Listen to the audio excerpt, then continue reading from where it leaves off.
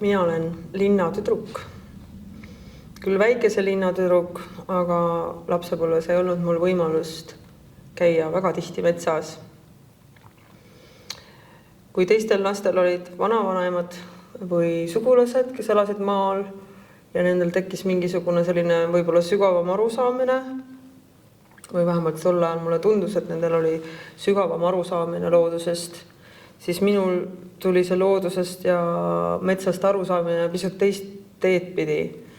Ja see tuli läbi minu ema, kes oli väga suur bioloogia ja geograafia huviline, merehuviline kindlasti, kalahuviline. Nüüd, kui ma olen kasvanud, siis olen ma endale muretsenud oma metsa, nii nagu iga Eesti inimene tahab endale oma metsa, tahab, et tal oleksid hundid ja karud, tahaks, et oleks hästi palju metsa, aga tahaks sama aegselt ka, et oleks hästi palju raha ja tegelikult tahaks ka, et hundid elaksid kuskil mujal. Mul on üks hästi ilus ja eriline hetk, kui ma oma metsas kõndisin septembrikuus, korjasin seeni ja ma takerdusin mingisugusesse vanasse traataeda. Ja ma ei saanud aru, et ma olin tegelikult ümbritsetud hirvekarjaga. Ja nad ehmusid, ma kukkusin külili ja umbes selline 12-liikmeline väga ilusad ja terved hirved hakkasid üle minu hüppama. Ja see oli meeletult hirmus, sellepärast, et need loomad olid väga suured ja nende tagumikud olid konkreetselt ikka minu arvates 2 hobust. Ja nad on jeeli said kuidagi niimoodi hüpatud, et nad mulle peale ei astunud, sellepärast, et kui hirv on multifilmides hästi elegantne, siis sel hetkel nad ei olnud üldse mitte seda, et pigem nad olid sellised pöörased ja ikkagi väga hirmunud ja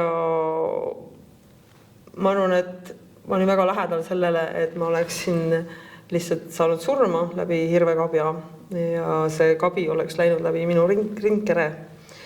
Ja siis sel hetkel ma nagu mõtlesin, et kas ei ole nagu huvitavamat viisi, kuidas surra või kuidagi eriliselt kaunis surm oleks olnud, et Maria Faust elas ja töötas ja siis sai surma läbi hirvekabja.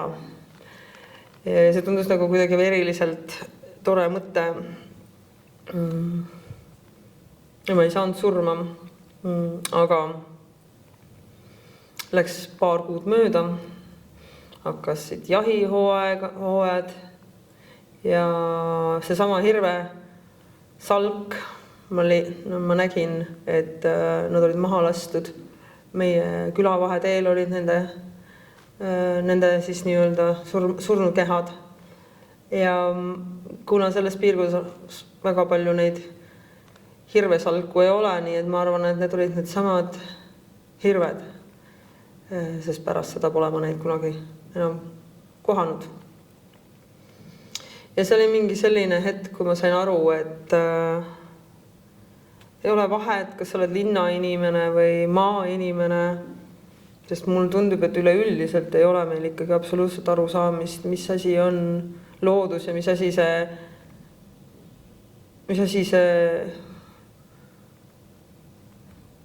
missugune rikkus see on.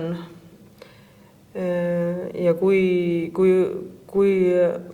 õnnelikud me oleme, et meil on metsad, meil on metsades loomad ja et sellised hetked võivad igal ühel elu rikastama tulla, nagu siis tol korral minu ja hirvede kokkupuude.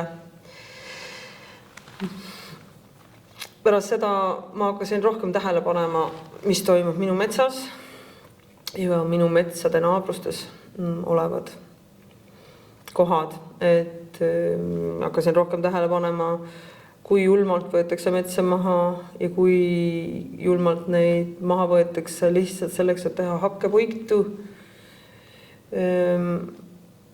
ma hakkasin kokku puutuma maainimestega rohkem, kellel ei olnud üldse mitte mingisugust huvi looduse säilitamise või oma metsade säilitamiseks.